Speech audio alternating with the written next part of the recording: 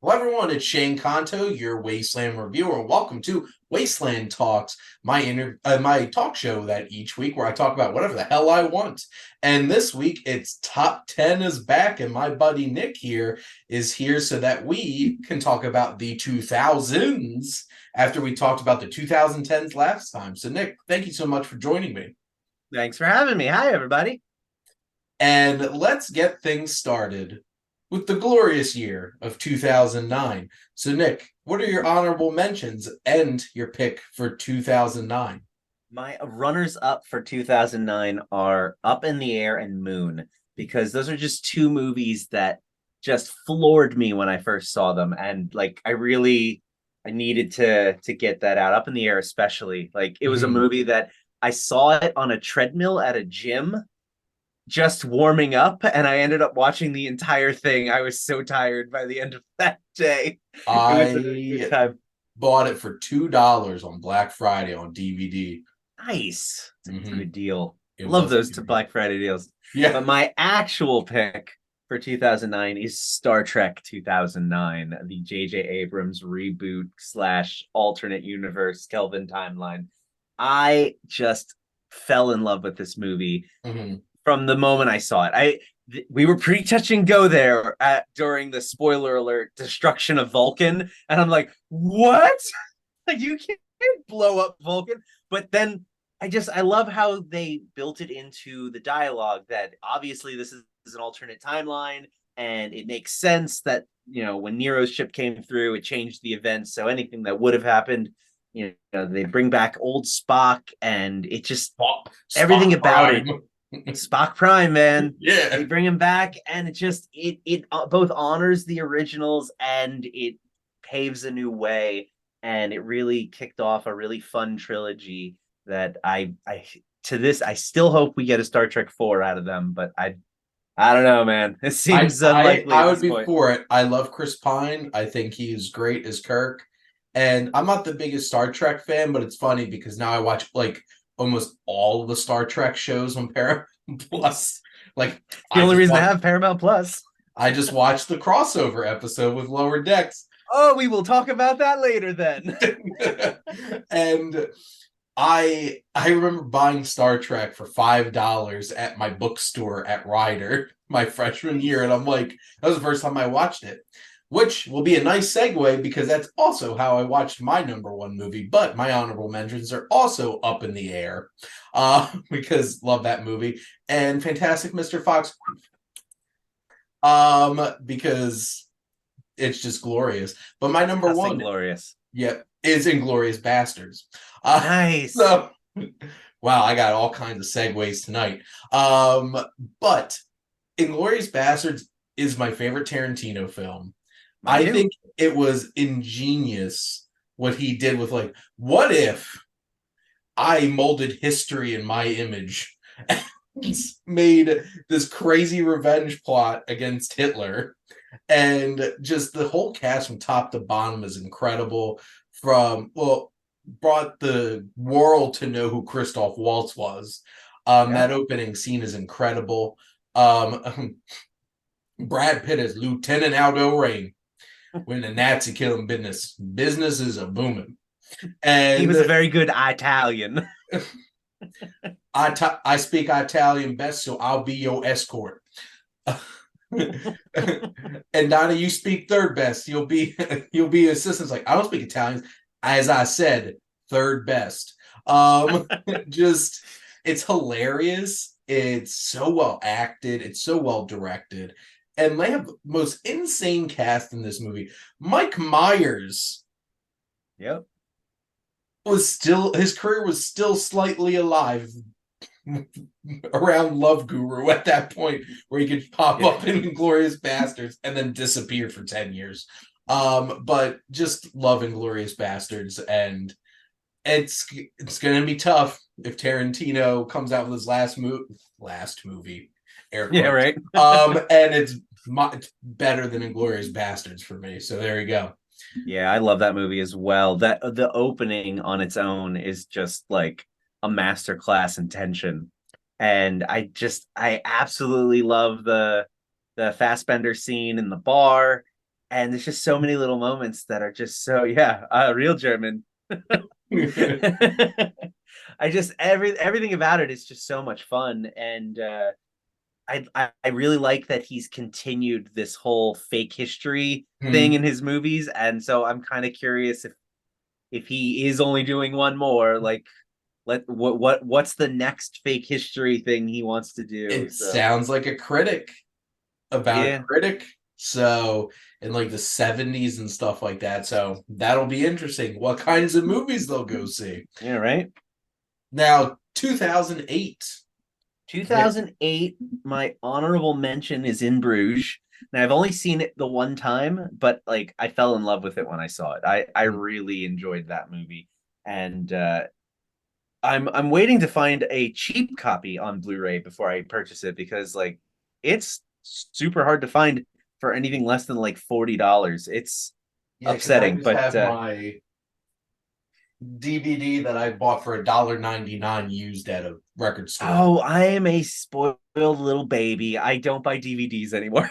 I only buy Blu-rays. I refuse to buy a DVD. It's To just be well, I bought that DVD like probably 8 years ago at this yeah, point. well, But like, I get it.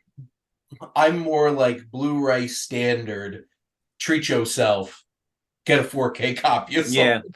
If it's I'm trying to keep myself out of the 4Ks as long as it's like an older movie, but I've found myself buying all the more recent stuff in 4K because it's like, well, they made it in 4K, so it's got to be better. But Well, I just got um, Heat for $3.99 oh, on there you go. Amazon on 4K. So there you go. But anyway, My pick for 2008, my official pick is Iron Man, and it's not my favorite MCU movie to date, but it's still managed to stay within like my top 5 or 6. mhm, And it's just it started it all. Like I mhm. love the MCU. I am still a staunch defender and will not accept that it's Solidarity. superhero fatigue at this point. It's just good movie. It's bad movie fatigue. They've hit a bump in a road. But without Iron Man, we don't get Robert Downey Jr. back. Mhm. Without Iron Man, we have no Oppenheimer. Think about that. There it is. You So heard it here first. I really love this movie from start to finish. It is a fun, action packed, like even the slow parts are great to watch, and like just watching him go through this journey, and then just knowing that this is where it starts and then Endgame is where it ends, like the story from start to finish, it's like a perfect beginning and a perfect ending, and just it's only grown in my appreciation over the years because of how solid it was. I just want to give a special shout out to one of the most underappreciated MCU villains in Obadiah Stane, because Jeff Bridges was Jeff Bridges, terrifying. man. I mean, you don't get Jeff Bridges and for just anything. Like Yeah. he's such a great villain. He's so great in everything, but like he really just when he sits down and turns that little ear thing on and he's just like casually talking to him as he tells him that it was him the whole time. Like I love it. It's so good. He's so Mhm. fantastic. Although I Him still just don't showing up understand with the whole bringing pizza. pizza back from New York. That like I'm sorry, it would have gone cold by now. Like it just doesn't stay that hot forever. Unless you're Iron Man and you flew it back, but I don't Even think the then, pizza would have been intact. New York to Malibu. I'm sorry, the pizza's either destroyed or like it looks like the cake from Spider Verse, Oh or no. it's cold. So my honorable mentions are Wally Yes. and The Dark Knight. Mm-hmm. My number one is In Bruges because Nice. I absolutely love that movie. Um, Banshees of Inisherin really solidified that Martin McDonagh is my frequency, and I'm pretty sure it's because he's the same frequency as the Coen brothers. So it all works for me. In Bruges is so darkly funny, and I won't say it because I don't feel like turning this into a super adult episode of this show. I will not quote the line of Brendan Gleeson saying the C word 5 times in one sentence. But like just the dialogue in this is incredible. this made me actually like Colin Farrell, because up to that point I hated him. I thought Oh he was wow. terrible. And like I never got really on board with early career asshole Colin Farrell. But like In Bruges felt like something clicked there. And then ever since, I just love Colin Farrell. Brendan Gleeson, love him. Ray Fiennes as Harry. It's like Ray you're an Fiennes is inanimate amazing. effing object. Just this movie's infinitely quotable, so dark and unexpected, and like any Martin McDonagh film, just has like this weight of themes looming over it that are just so unexpected. Just great. Yeah, I love how melancholy Colin Farrell is throughout the entire thing. Just he knows what he did, and but at the same time, he's like, but I do not want to own up like the way that he wants me to own up. This isn't good. I Yeah, just he has such a great quote that I won't say because I don't want to say mean words about people who have mental disabilities, but it's great. yeah. And just you're a bunch of herd of elephants.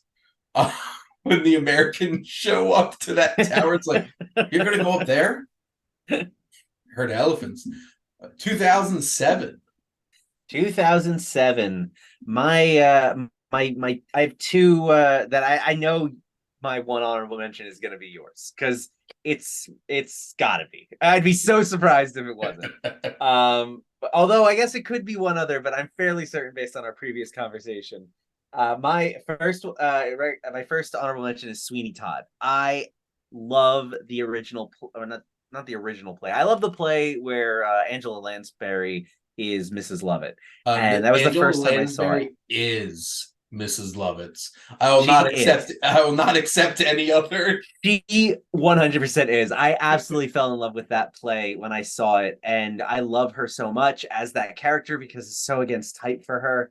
And so when the Tim Burton version came out, I was very excited to see it, and it doesn't disappoint. I love the musical on its own. The music by itself is just so great, but that little extra Tim Burton-y flair just really does it for me. And my other one is, of course, No Country for Old Men, which I'm sure we'll be discussing momentarily. But my number one is Ratatouille. I absolutely adore Ratatouille. It's from the moment I saw it, it just felt like a special movie that just there was something unconventional about it because like Patton Oswalt was the Yeah. main character, and like up until that point in his career, he was always the goofy sidekick. He was never really a main lead. And you had it was about a rat, a talking rat that it's like, can the people understand the rat? Can they not understand the rat? What's going on here? You have to get past the hole he's controlling him on the head. But just it's so funny when it needs to be. It's goofy, but then that ending from the moment Ego tastes the ratatouille, and it's like a classic movie moment of all time. Like it Yeah. is up there in the listings. You have like it's in contention. Like when they decide what was the best movie scene of all time, that one, if it's not even considered, I'd be appalled. But that, and then finally the actual ending where you see Remy getting to fulfill his dream of being a chef. Like I literally get choked up every time because I love seeing people who couldn't do it doing it and getting to live out their dream. Like it's such a beautiful movie. I don't know what else to say about it. Oh, so not since Bug's Life have we gotten such a random lead in a Pixar movie that was Right? perfect. And it's just such a wonderful story. And like Ian Holm, fantastic. Brad Garrett, underappreciated voice actor of the time. His Eeyore is just I love everything. his Eeyore. But even like he was in a Bug's Life too. So there you go. Mm-hmm. Um, He's a Pixar guy. Like everybody turns to, hey, where was John Ratzenberger in Elemental, and the last couple ones he wasn't in? And I'm just yeah. like, where's Brad Garrett? Like he's always popping up Oh yeah, here and because there. he's in Finding Nemo, isn't he too? He's in a bunch of them. Yeah, he's Yeah. Bloat and Finding Nemo, which we Yep. might do later. But yeah, I just Ratatouille is like the most, this doesn't sound funny, refined Pixar movie where it's just like it doesn't feel like a kids movie because it No. really isn't, but like it's a rat cooking. and That's and, silly and and then the fun. message of anyone can cook. It's not, Yes. it's the way that they mean it and the way that they draw inspiration from it, and how it's not that anybody can be great, but greatness can come from anywhere. And it's just, it's such a wonderful message. And Mhm. then that coupled with Meet the Robinsons little always keep going or whatever it was. But Yeah. like those two movies back to back, when I saw them, I was just like, I love Disney so much. Well, in 2023, we all need to remember we all can cook, and you got to let us cook, no matter what we're doing. So, so 2007 is like a pretty big year for me Yeah. in terms of film because three of my top three are some of my favorite movies of all time. Honorable mentions: Hot Fuzz and There Yeah. Will Be Blood. And number one is No Country for Old Men. Just there's a pinnacle of Coen's of you have the straight comedy of Big Lebowski. You have the straight devastation of No Country for Old Men, and Fargo's the mixing of it. So like those are like the three Seriously. like top tier Coen Brothers films. And this, which honestly is really funny and really Mm-hmm. shouldn't be. There's moments where I just cackle laughing because it's that funny, and then also moments where you're just like, I have no hope in humanity, because Cormac McCarthy wrote this. This is one of the most impeccably directed films of all time in terms of just how they maximize visual storytelling.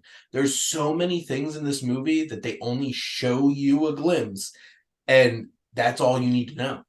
And it's so detailed. This cast is incredible. Tommy Lee Jones should have been, well, he got nominated for Best Actor for In the Valley of Elah that year. Like, he Mm-hmm. could have easily gotten voted nominated for this too. Obviously, Javier Bardem's like the most sinister sociopath in the history of cinema, with that disgusting bowl Oh my cut. God, right? He looks so gross. And Josh Brolin doesn't get enough credit for Llewellyn in this too. He's great. Um, the I one was gonna say Garrett Dillahunt is what, he was my favorite in the movie. He's so funny. he is Like, so great. Along with oh oh oh dang, we just missed him. yeah, so We Shannon, we need just missed him. we need to put out like what are you gonna put? Man who recently drank milk. Milk.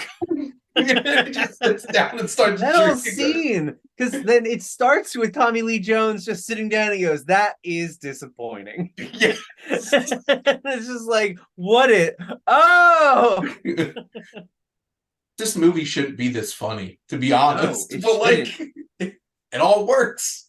Oh, But especially how anyway, it ends. My God. well, the first time I watched that, I'm not gonna lie, because I was like 20, and I'm just like, what the f was that? I thought I Um, missed the part. Like I paused it and came back and it jumped ahead. Like, no, wait, what? I No. hadn't felt that like confounded by ending since Monty Python and the Holy Grail, where I'm just like, I literally sat there for 5 minutes waiting for the movie to come back on when I watched Mhm. Holy I, Grail for I the I first literally time. rewound it and rewatched the entire ending again because I was convinced I had missed something.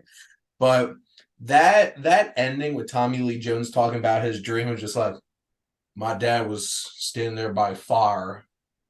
He was younger than I'm older now than he ever was. And it's just like the whole thing just in Tommy Lee Jones' voice. I read the book and there's interludes like the beginning one in front of every chapter. And there's Okay. no way in hell I could have sat there reading that book and not just have Tommy Lee Jones reading these Mm-hmm. interludes. But 2007, what a year. It was a great Now, year. 2006. 2006 was the year that I went overboard. I tried to keep it to two honorable mentions, but in this year we have Inside Man, Children of Men, Clive Owen double feature right there. Yep. The Devil Wears Prada and Casino Royale. I love almost every. I love all of those movies. Like I love them almost as much as I love my number one pick, and it's just I couldn't. I'm like I can't decide because like Casino Royale is one of my favorite like Yep. action movies, and Devil Wears Prada is just one of my favorite like comedy and drama things. Children of Men is just a masterpiece by Quaron, and Inside Man is like super fun and like really poignant with what its subject matter is. I like every single one of those movies could have been my number one, but my number one is The Prestige because it is to this day my favorite Christopher Nolan movie. It is just so amazing. Like I can't believe that Nolan owned my life 2 years in a row. Like he knocked it out of the park. And it's just this is mystery storytelling done right. Like you Mhm. do not know what is going on that first time even after the credits roll, probably you don't know what's going on. It takes a couple times to really get it. I to this day, I'm still not 100% sure until I'm like literally watching it. Which one was like? I don't want to spoil it too much, but like Yeah. which like who started the fight with Angiers? Like who was the reason that who was in love with Rebecca Hall? Who wasn't? Like who's in jail? Like that's what I just like I can't keep it straight in my head. I don't Mhm. know how Nolan does it. Like he's such a master at that stuff, and it's just that's just one element of the movie. Like it's all the performances are grand. You've Mhm. got Michael Caine, who is just perfect. You've got Hugh Jackman again, talking about Hugh Jackman and how great he is, and he's just so bitter throughout the entire movie. He needs to get him, and Mhm. Bale is just such a son of a bitch. But Yep. he's a son of a bitch that you kind of like want to see win here. Like you don't want Hugh Jackman to win. It's No, just especially the not by the characters are end. great. No, and these characters are probably like Nolan has a problem with character work, I think. And like his characters sometimes come off as a little flat or not as in depth. And I don't think that's an issue Dead. in this movie. Yeah, yes, they come off a little tentatively. But yeah, no, he sometimes has that issue, but he did not in The Prestige. Like I really loved everything about this movie. It's like the ultimate grudge movie. Like Right? two men just won't let it go. Right? Oh, and Um, surprise David Bowie. surprise Dave and Andy Serkis. So there you go. That's So my right. two honorable mentions I'm going to throw out there: the Departed, Oh because yeah, that's a good one too. the Departed, Casino Royale, which is indeed my second favorite James Bond movie behind Skyfall. Me too. And my number one is also The Prestige. So Yeah. the Interstellar has passed it for me, but my God, I remember watching The Prestige.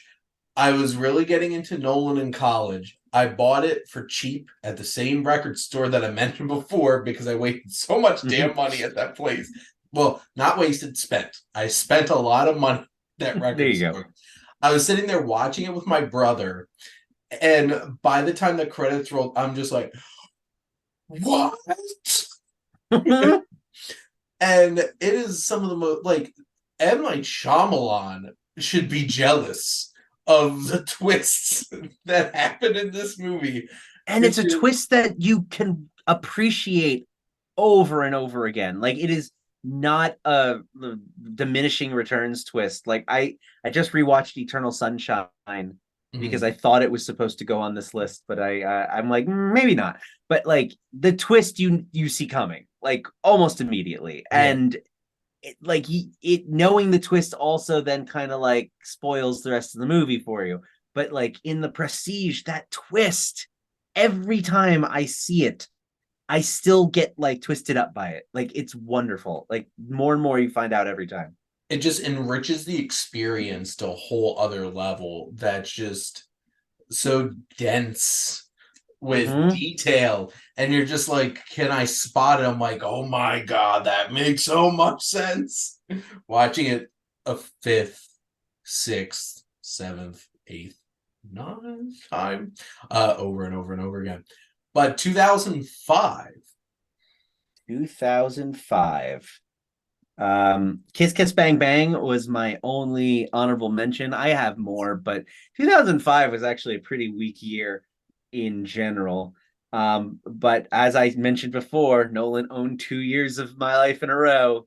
Batman Begins, baby. It's my favorite of his trilogy. I love The Dark Knight, and it would be an honorable mention if I went overboard. But Batman Begins, I felt was just, it was the perfect way to reboot this franchise. That after Batman and Robin was just a complete toy commercial that was such a joke, and at the time, like, I've come to appreciate it now for what it is. And uh like, we even rewatched that one before seeing The Flash, and I'm glad we did because my kids then knew who Clooney was. But There you go.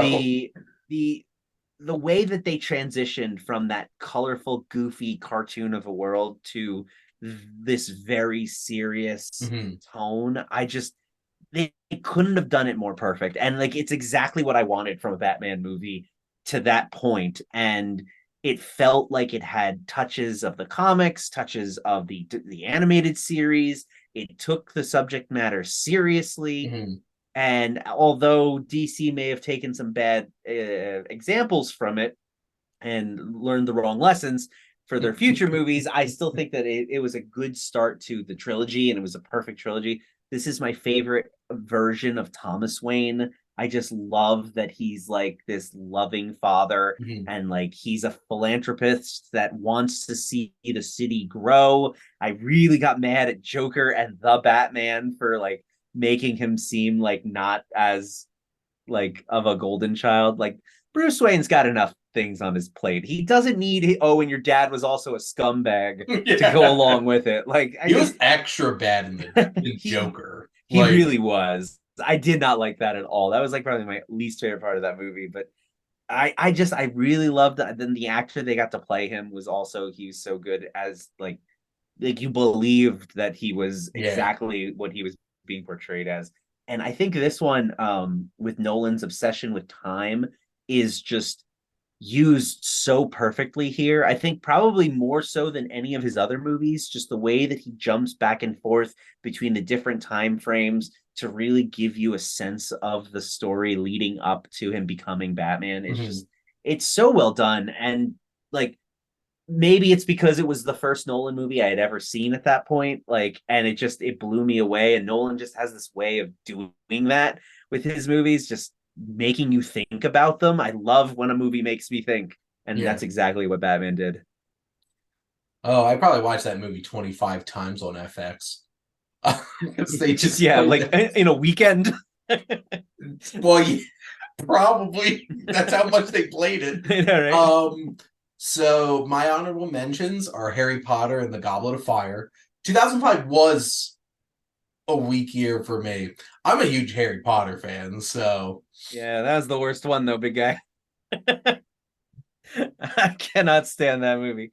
From the original, I mean, Fantastic Beasts Withdrawn, Goblet of Fire is by far the worst of those movies. They probably shouldn't have gotten the director who made Four Weddings and a Funeral. Maybe. Maybe. Walk the Line is the other one. Big Mangold fan. Love Johnny That's a list of Cash. shame for me. And Joaquin Phoenix and Reese Witherspoon are fantastic. But my number one is also Batman Begins. Yay! We are simpatico. 2 years in a row. Liam Neeson's, though. Liam Neeson's. Oh, man. Liam Neeson is so good as a bad guy. Why is he not doing it more? Because he plays the same character 90% of the time now. So it's like you have to wait for Ordinary Love to like shake things up. I'm like, oh my God, he can act. Well, I'm waiting. They teased it a few years ago, but apparently, I don't know, COVID must have screwed it up. He's supposedly going to be rebooting the Naked Gun franchise with Ricky Gervais. That would be glorious. I know, right?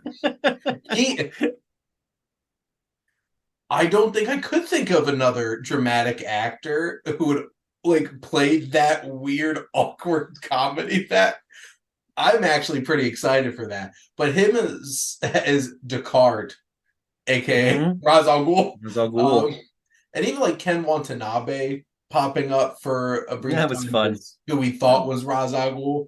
Right? Um, and just they introduced probably the best supporting cast for Batman ever of Mike Cocaine, Morgan Freeman, Mm-hmm. not Katie Holmes. Sorry, Katie Holmes. Katie But like, Holmes wasn't terrible, but let's just say I'm no, not she just surprised wasn't she very wasn't in Dark Knight. memorable. But like, I just love like Michael Caine and Morgan Freeman in these movies. They are so great, and Michael Caine just wants to make everybody cry. And he has some great moments, and it's like, do all those push-ups, you can't even lift a log. Mm-hmm. It's just like, bam. And Cillian Murphy, who finally is getting his spotlight on the big screen, because for the longest time he just Wow. did television. Thomas Shelby. And he was so great as a scarecrow in this. He really Uh, was. and even like Tom Wilkinson, uh, interesting choice. Also, generally interesting choices of Italian mobster castings in Batman movies. Because you know Tom Wilkinson is definitely Italian. So is Colin Farrell from Batman. At least they got John Turturro because he actually is an Italian American for once. What is Eric Roberts? Is he Italian? He's got to be some kind of Italian. It might be part Italian. I don't He's got know, to be part. part Italian, but just Batman Begins was such an amazing start to this, and they just up the ante with the Dark Knight. Yeah, they definitely did. 2004. 2004. That was like the year of comedies for me. It's so funny. My Other than the Born Supremacy, I've got one, two, three, four, five, six, seven comedies in my top 10. It's Nice. ridiculous. My The weirdest one, and this is the only honorable mention I'll talk about because I'm gonna go a little into it. Anchorman, The Legend of Ron Burgundy, was a movie that it took me 4 times to like. I saw it in the theaters, hated it. I saw it again in college with some friends, hated it. I saw it again on TV. I watched part of it, hated it. One night, I'm sitting in my apartment, it comes on, and whatever happened, the mood struck me. I am laughing so hard I'm crying. And suddenly it is my number 2 favorite movie of 2004. Like, I don't know what happened, where like my sensibilities somehow changed over like the course of 6 months from hating it to loving it. But I love that movie now. I had the same experience with Anchorman 2, The Legend Continues. Like I Really? saw that in theaters and I'm just like, this was so disappointing. Like so disappointing. And then I was like, I tried to masturbate this morning and I stroked my shin for 4 hours. But Ron, it's attached to you. I'm gonna tell you one last time, Brian. I'm blind. And I'm just like, I just started laughing so hard. I'm like, wait a minute, is this actually really funny? And then I love the first one. I actually love the sequel too. And also that was when Adam McKay was like, I have something to say, and offered the greatest satire of Fox News in the history of cinema. And for our I will have 14th to give the second one video, another chance, I guess. or three, Or yeah. and finally our last of 14 cute dog videos on the broadcast tonight. But yeah, Oh, what's your Anchorman number was a one? good one. I couldn't help it. But my favorite is another Pixar, The Incredibles. I couldn't. I'm like, I can't do another Pixar. People are gonna think that's all I do. But I can't help it. Pixar It's owned arguably the this greatest. decade. they literally owned the decade. Yeah. Every year except for Cars was a great year, Mhm. and Cars was an okay year. So it was. I mean, Edna Okay, Mode. quality wise, amazing money wise. Yeah, right. They they furnished half of their freaking parks with Cars toy money. It's ridiculous. But Edna Mode is my absolute one of my favorite Pixar characters of all time. I Yeah. am constantly quoting her, and I always get laughs when I do. My favorite by far is who is it? Who is at the door? My God, you've gotten fat. I just love that line, and I say it all the time. Usually when I'm looking at myself in the mirror, Yeah. but it's just she's so funny, and then to find out that Brad Bird did the Yeah. voice because as a placeholder, and they were just like, keep it. Yeah. So You're so wonderful. good. He's so good, and just everything about it, like that movie is pure joy. Like it's a superhero movie done un uncynical, not like it just Hmm. it's so pure and wonderful, and just I love the aesthetic of this like 50s but Yeah. also in the future time thing they've got Retro going on. retro Yeah, futurism.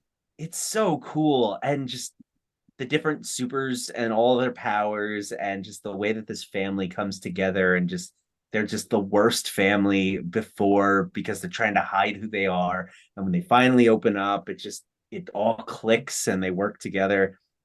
And of course you got Frozone in there, and Sam Jackson is the best as Frozone. And I love how they made it look like they cut the Infinity War helicopter spinning outside of Frozone's house in the Yeah. movie. Like I just love that because it's him in there. But just such a wonderful movie. Where's my super suit? Mm-hmm. I'm the greatest good you ever could have known. His wife steals the whole entire movie, and she has like how many lines? Yeah, that doesn't even make an appearance on screen. No. Syndrome, so great. Hey, you caught me monologuing. What You happened to sly Jason? dog. Yeah, what happened to Jason Lee? He started making Chipmunks movies, Yeah. and then occasionally popping up in a Kevin Smith movie. Uh, but just no offense to Zack Snyder's Watchmen, which I absolutely love. Incredibles is the best Watchmen movie ever, and offense met to all of the Fantastic Four movies. It is the best Fantastic Four It movie. is. I mean, it's not exactly a high bar to clear. Come on. Um, if you added all of their Rotten Tomatoes scores together and times it by 3, you'd get where The Incredibles are because that damn good. I It just sure love The is. Incredibles. It's funny because my 2 honorable mentions definitely aren't comedies. Collateral, love Collateral. And then my other one is Million Dollar Baby, which definitely is not a comedy or a feel good sports movie either. Those trailers tricked you into thinking it was Lady Rocky. That It's not. one I never saw either. I was never a fan of Hilary Swank, so I skipped that one. Do you know the whole thing from The Office? Which Now, is Hilary Swank hot or whole entire scene from The Office? Thanks, Kevin. But it's a powerful film, and it yeah. might be Clint Eastwood's best acting performance, which Okay. is saying a lot because Unforgiven exists, and he's had a long career. But my number one, unabashedly, is Shrek 2, because Shrek Nice. 2 is perfection. It is the perfect sequel. It takes everything that's amazing about the first one, makes it even better, and adds Puss in Boots. And Antonio Banderas is the most inspired casting in I love animated that movie too. movies for an animal sidekick. I just absolutely love it. I never appreciated them when I was younger, but now Rupert Everett as Prince Charming is hilarious. And Jennifer Saunders steals the whole damn movie because she absolutely kills it as fairy godmother, and her rendition of "Holding Out for a Hero" Yes. is a jam. Yeah, That it whole is. entire sequence, no, Bongo, no, be good. Just, I'm, So I don't even know why the Mario movie even tried. Like, come on. yes. You can't top that. Uh, I think my favorite part when we were rewatching it with the kids recently was when they do the cops parody Knights, yes. nights. Yeah. Oh my god, I was on the floor again. Police brutality as they arrest Eddie Murphy. And the catnip thing, The catnip, that's not mine. it's not mine. Just tonight on Nights, we're chasing a Nice. white Bronco through the forest. I'm like, It's they so made an good. OJ reference in a kids movie. I love Shrek and Shrek 2, and that's And it. that's about it. And then Well, Puss and in then Boots: Puss The in Boots: Last The Last Wish. Wish. Yeah. So we just had to wait like, God, 18 years. Shrek 2. Yeah, I guess we're talking about 2004. So. Oh I no. don't like that. No, I don't like I that don't either. like the realization that Well, it don't took, worry. All of this has happened before. All of it will happen again. We're and we're getting getting another Shrek Shrek 5. movie next year. So If we actually get Shrek 5 with all of them coming back and it's actually good, I'm going to cry. I'm going to that cry would in be a amazing. theater. Uh, That I would be could really dream great. that. It is a franchise that kind of went downhill very quickly. Like I think I still like the first one better than the second one, but like I feel like they're similar enough that they get my pass. Like I wouldn't chalk two up to be as with the other ones, but Basically, like it depends on the three just day you ask. immediately lost it from like the jump. Shrek the Third had none of the magic or feel, No. and I think Andrew Adamson left, who directed Mm. the first two, and he took the magic with him. I Because think there was one joke in the third one that still cracks my wife up to this day, and that's when the little gnome guy goes, "Where's the baby?" And she dies every time she sees that. Where's the But like, baby? it Where's the wasn't worth baby? watching the whole movie just to get to that part. I think the only two things that I recall that I enjoyed are the two musical references of "Live and Let Die" with the Oh, frogs with the singing, frogs. Oh, and then Snow White singing "Immigrant Song" and sending it like, I'm like, wait a minute. yeah, That's about it. I liked the play on the princesses, but like it, like Wreck-It Ralph breaks the internet, it doesn't go hard enough, and it could have been so much better. Yeah. And then Shrek Forever After is like solid. Like Puss in Boots is solid, but like not memorable enough to care. Yeah, So it felt a unfortunate. little too late at that point. Yes, Shrek the Third completely murdered a franchise Yeah, it on the did. spot. It just drove up and was just like, goodbye. Shoots with a crossbow and then runs away. And just like DreamWorks is like, what did you do to my boy? What did you do to my cash cow? Shrek 2 made like $440 million to Yeah, this. it did. Like, It was insane. insane. But the next three are going to be a lot. Last 3 years here, next 3 years here for me are going to be pretty consistent to just allude. But Nick, what's your 2003? Well, first off, we've got 4 years left. Second, yeah, no, I think I'm changing one of my years because I know what you're gonna be, so I'm just gonna go with my second. Okay. Um, 2003 for me is I have no honorable mentions. I'm sure I do if I, Hmm. but it is literally a 1A 1B year for me. I absolutely adore both of these movies equally. I saw the one in theaters 9 times that summer, and that was Finding Nemo.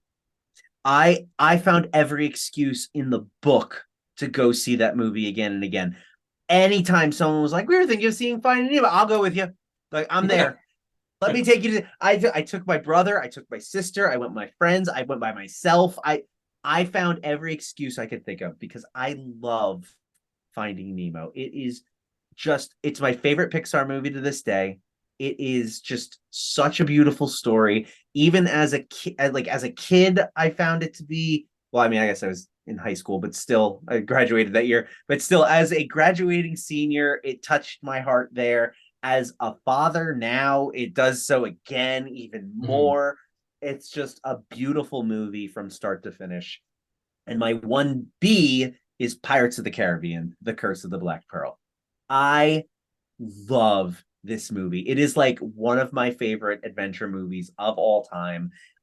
We were rewatching it with the kids, as we have been wanting to do lately, just showing them stuff over and over again. And I couldn't, my wife was like, how much did you watch this movie growing up? Because I'm quoting the movie verbatim with the characters on cue at the same time. Usually I'm a little before or a little behind when I'm quoting movies, and it drives her nuts. But with this one, I was spot on, the inflections and everything. And even I was like, I must have watched this one a lot because it's just so ingrained in me. And it's just such a wonderful movie. Johnny Depp created this amazing character that they have now beat to death. Yes. And Jeffrey Rush is like one of the coolest villains of all time. The dialogue is just so whip sharp, and Mhm. just the little quips that they have throughout the entire movie. And it's just like little throwaway lines too that just are just, I love them so much. And everything about it is just super fun. And it was like the best summer action movie of all time. It's freaking amazing. I love it.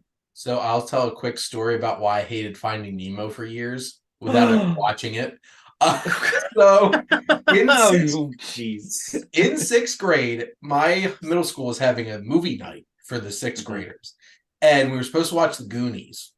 I show Love up, that guy. watch The Goonies, and then they decided last minute that it might not be appropriate and put on Finding Nemo, and I held a grudge for years because Yeah, I I could see that. loved The Goonies, and then I watched Finding Nemo. I'm like, I missed out for a long time Yeah, because I I was stubborn.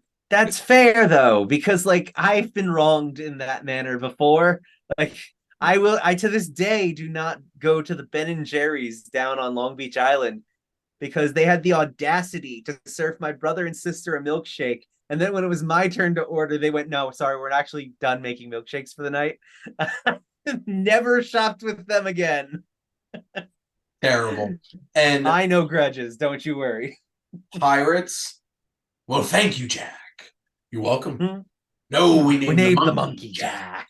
Jack. Jeffrey Rush as Barbosa stayed fresh even through Dead He Men Tell did. No Tales somehow. He Uh, was the one consistent Jack character in those movies. Jack I was mean, it's tired because they after the overwrote time. Jack.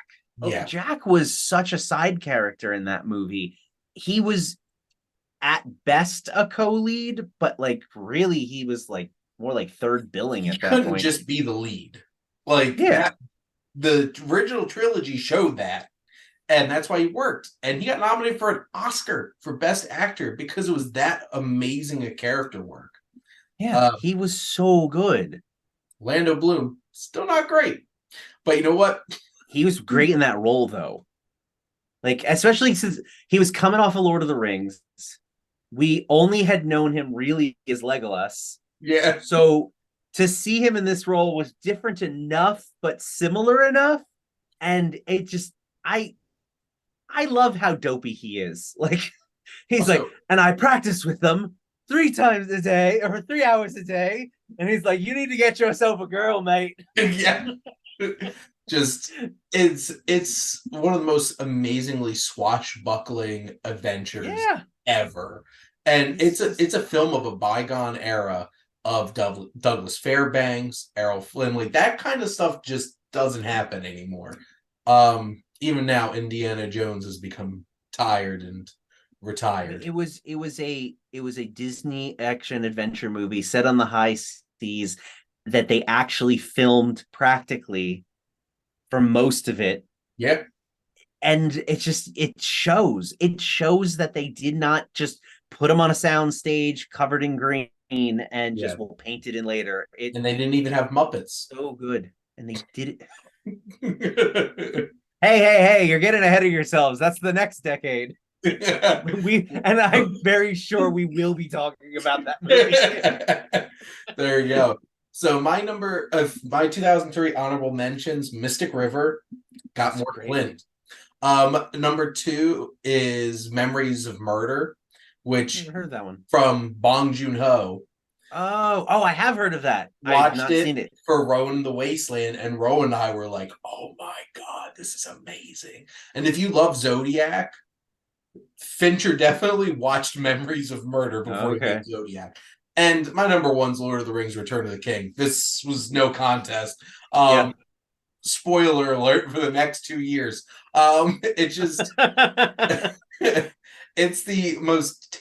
It's just like a towering war film. The Battle of Minas Tirith was literally the largest battle scene in the history of cinema at that point, and it's just incredible technically. It has such a satisfying ending and conclusion to the story, and I'll never once complain about the 8 endings because I love them all and we needed all of them, even the really like slow motion, potentially homoerotic scene between Sam and Frodo. It just everything about this film is pitch perfect. Won 11 out of 11 Academy Awards, and a travesty that didn't even get nominated for cinematography because what were they smoking? Yeah. Like I think we seriously. I think we talked about that at the on that other the Lord of the Rings one we Yeah. did. That is just mind-blowing. What did they think you were watching? They got the weed from the hobbits. That's exactly what happened. 2002. They see what happened is they listened to the Lord of the Rings. They didn't actually watch it, so that's how they There you did it. go.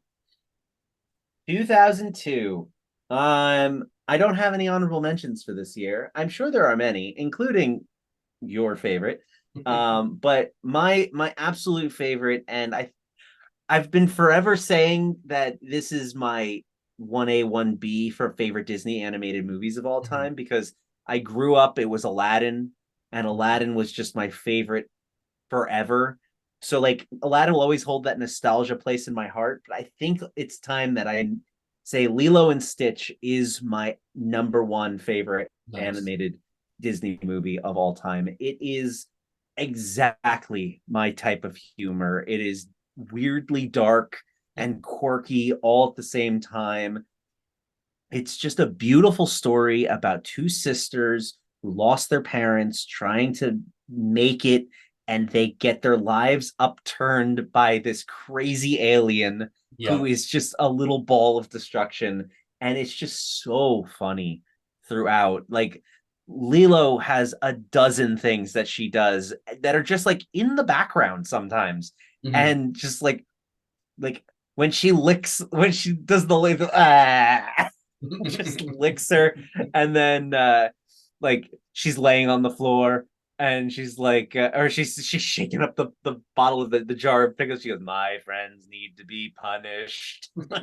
I love her so much. She's so amazing. And this is a story of sisters that a sisters bond before Frozen came out, but yet was somehow ignored in every list since 2013 that says the only movie to show sisterly love. No, Lilo and Stitch did it first. Stop trying to steal Lilo and Stitch's credit, you bad movie, you. Anyways, just I love it. And then just the more you watch it, the more you realize like the little details. Like Mhm. she's bringing Pudge the fish a tuna fish sandwich because Pudge controls the weather. Their parents died on a rainy night on a car accident.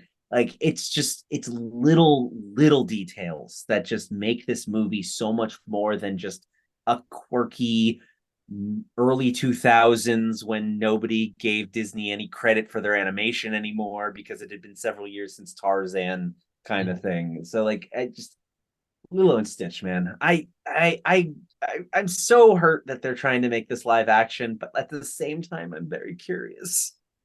We're gonna have to see.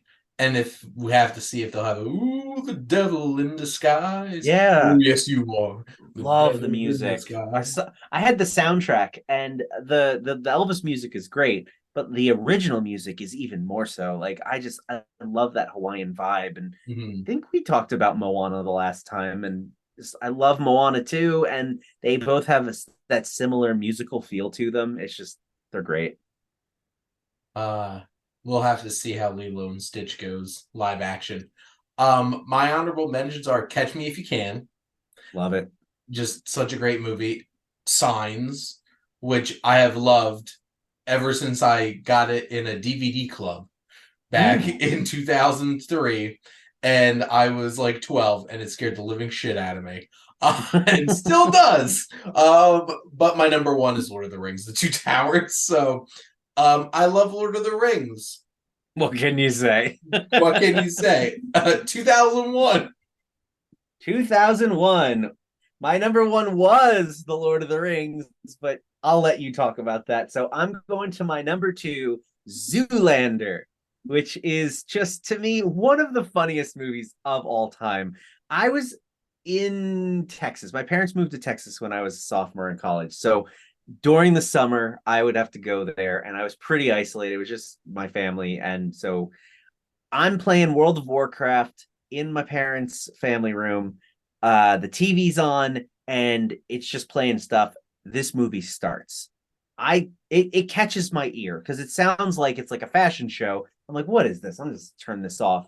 But then I stop because I'm like, wait a minute. That's Ben Stiller.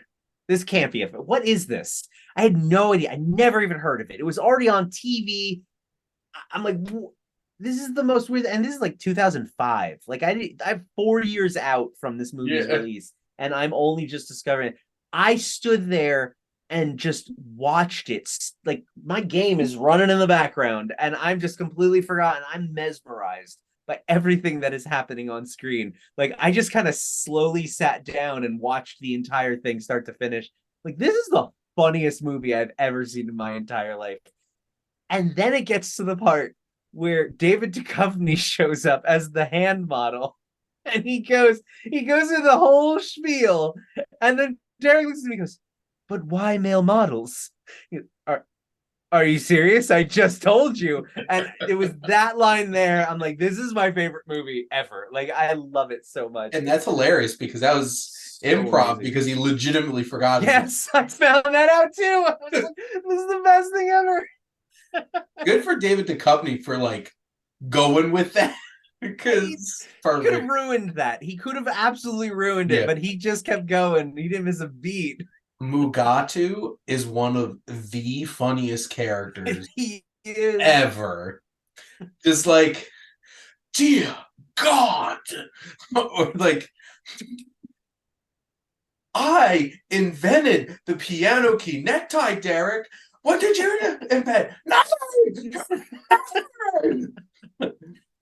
That Hansel, he's so hot right now. No, Hansel. if it's not at least once a day, it's at least once a week that I feel like I'm taking crazy Crazy pills. pills. I say that constantly because it's just real life, and The that same movie face. really hits it. The same face. Oh, It's in the computer. What are the 2001 is Space Odyssey reference. Like smacking the computer and like and Anything to Maury bring it back to Barbie, huh? Maury Ballstein. Oh my God. Just a drink. That's what R.I.P. I'm talking about. Pour one out for a real one because I love Jerry Stiller. Jerry Stiller's He's so hilarious. funny in that movie. And he's not even in it that much. Like he No. makes the most with what he's done when he's standing at the earl. He's like, come on, baby, just a little pee-pee. Come on. Yeah. And then John Voight, damn it, Derek, I'm a coal miner, not a famous television and film and screen actor. Man, Man. man. I just want to state for the record, there's no coal mines like that in New Jersey.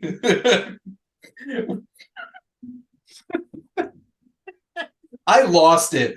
I lost it when I saw that for the first time. I'm just like, it's not New Jersey. That's like West Virginia. Could be uh, Pennsylvania, oh well, that's true, but it's still not New but Jersey. it's not. No. And then his brother is played by Like one of his Vince brothers is Vaughn. Vince Vaughn, Yeah, and it's like he just looks full like such a hair. doofus. Uh, my honorable mentions for 2001 are two of my favorite animated movies of all time: Monsters Inc. Yep. and Shrek. So Yeah, Monsters Inc. was definitely an honorable mention for me. I love that movie so much. Sully is my favorite animated character ever. I love John Goodman. But Lord of the Rings: The Fellowship of the Ring. It is. That was your chance. You could have been just like something random. But yeah, Fellowship of the Ring. How could it not? Gosford Park. So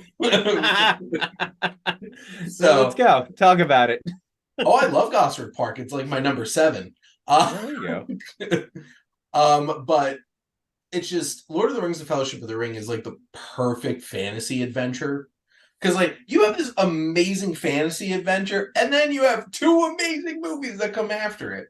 The ensemble is amazing. I'm always Team Gimli forever. Love Gimli. I'm a dwarf every time I play D&D. Every time.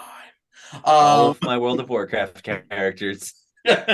So it's just impeccably directed. Peter Jackson, like, who saw that coming outside of Village Roadshow and New Line Cinema? I don't even think they saw it coming. Are No. you kidding? Like, I feel like they took a huge risk. They're like, we watched Brain Dead and let him make Lord of the Rings. He just he got it. And the whole cast is amazing. The only acting Oscar nominee out of all these 3 movies, Ian McKellen as Gandalf the Grey. And just, it's such a wild because of his Return to the King performance. Just like, how is it? How did these guys, like a handful of them, not get nominated every year? It's just blows me away. Took it for granted. Seriously. Although like, I think they opened it up. They opened it up for others to come later, because like you don't get Michelle Yeoh for Everything Everywhere All at Once if, you know, Ian McKellen didn't get nominated as Gandalf, or you don't get Heath Ledger's Joker. Like, you don't get those types of characters because these types of movies never got any attention at the Oscars. And The Lord of the Rings just opened that all up and changed everything. If Andy Serkis doesn't get an honorary Oscar at some point, travesty. Oh, he'll get an honorary one, but that's bogus. He should have gotten, they should literally go back and be like, nope, we're taking it from this guy. Here you go, Andy. Retroactive motion capture voice actor Oscar goes to Andy Serkis for every year from 2001 until now. Yeah, right? Except for the one time he has to fight Benedict Cumberbatch crawling around like a lizard. Benedict Cumberbatch gave him a run for his money that year. He was great as Smaug. Such a weird performance, though. And we got one more year in us. 2000. Year 2000. I'm probably going to blow your mind with this one.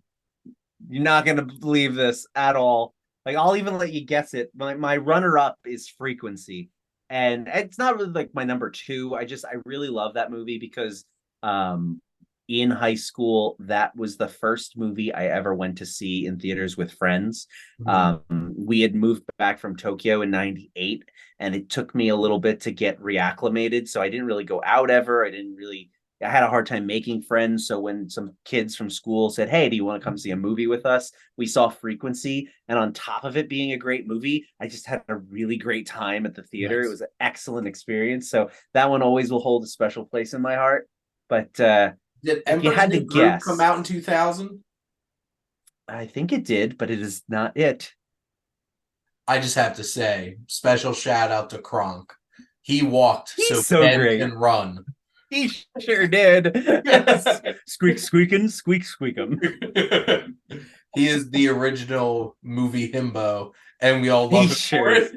it. Oh, Kronk's the best. We just watched that one a couple weeks ago. We did like a whole day of Disney movies. Nice. That was probably my favorite one to watch that day. No, my number one movie is a little movie starring Candice Bergen, William Shatner, and Sandra Bullock. That's right. It's Miss Congeniality. Nice. I love this movie. Also, a movie that I saw with friends, and I certainly enjoyed watching it in the theater. I there's something about this movie that just I'm looking at the list of 2000 movies, and I'm like, it's Miss Congeniality. Like I've seen it the most times. I just absolutely love it. It's so funny. Like Michael Caine just blows me away in it. Eyebrows, there should be two. Like it's so funny. And Sandra Bullock, who she's always been comedic in Mhm. previous movies. She's like always a good side character for the comedy. Like she is just full on. She's so like she does not want to be there, and she plays that role to such perfection until she does want to be there, and then she's even better. And just Mhm. she really was America's sweetheart. And that movie, Sandy Bullocks. oh my god! When I went to Comic-Con once and I got Shatner to sign my Star Trek box, as he was signing my Star Trek box, I told him that I just absolutely love him in Miss Congeniality because I do, and he was so surprised. He was not like he was like, "All right, here you go, nerd." Like, what of my Star Trek things do you like the most? And I'm like, I just absolutely loved you in Miss Congeniality. It was delightful. It was great. Very nice. My honorable mentions are Gladiator, Memento, Yeah, and my number one, Oh Brother, Where Art Thou? I love that movie too. It is the most amazing adaptation of an epic poem you're ever going to find. It sure is. It's George. It might be my favorite George Clooney performance because Ulysses Everett McGill is It might has be his most dynamic performance he's has too. gift of gab. It's just Sure like does. he's just like, well, isn't this a geographical oddity? 2 weeks from everywhere, and I'm a dapper damn man. Son, this is a family establishment. It's just like the Coen brothers are the most amazing directors to find the most random minor character performers in anything. And between George Clooney, John Turturro, and Tim Blake Nelson, they're just this amazing trio. And then you get George Nelson, Mm-hmm. not babyface. And just like the whole entire Woolworth sequence was like, you can't talk to my fiance like that. And they start like fisticuffing it. It's like, Yes. no, you don't come back into Woolworth. That guy, what's his name? I don't know. What was that actor? I have no idea. But he's memorable. He's really And good. the whole entire side plot with Pappy O'Daniels, Charles Durning, it's just like it is so incredible. He and him negging like his whole entire election committee, and his son is hilarious. Homer Stokes is such a scumbag, and the most amazing Wizard of Oz reference of the Ku Klux Klan dancing, like, oh, whoa. It's like, oh my god. John Goodman is the Another good John Cyclops. Goodman performance, yeah. He's The like, Cyclops. sir, I also have the gift of gab, and I use it to sell the word of God. I'm just like, he was prepared to be Eli Gemstone back in 2000. Right? That was it. Just, these boys are misoginated. It's just like, we heard that we could sing into a tin can and make some money.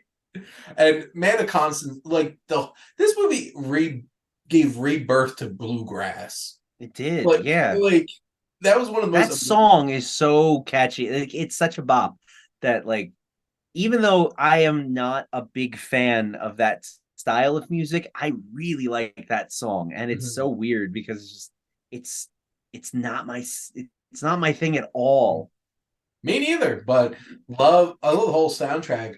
Oh, I love that movie. Couldn't tell. I have such a weird like Mandela effect with that movie because I swear my oldest memory of that movie was in my parents rented it and were watching it when we were living in our old house before we had moved to Tokyo.